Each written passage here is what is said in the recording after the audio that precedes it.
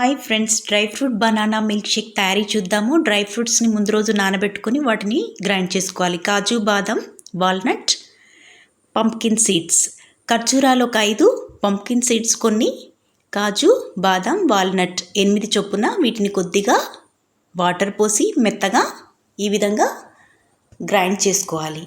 Grind చేసుకున్నటువంటి ఈ మిశ్రమంలోకి 3 బనానాస్ని ముక్కలుగా కట్ చేసి వాటిని కూడా ఇందులో వేసి గ్రైండ్ చేసుకోవాలి.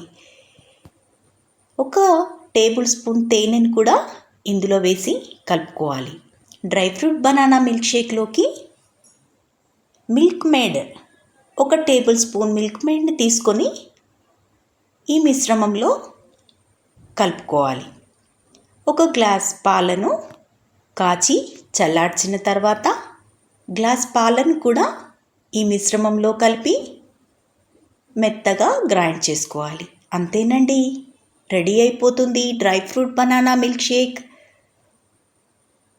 ఆప్రికాట్, కిస్మిస్, బాదాంతో నేనైతే ఈ విధంగా గార్నిష్ చేసుకున్నాను.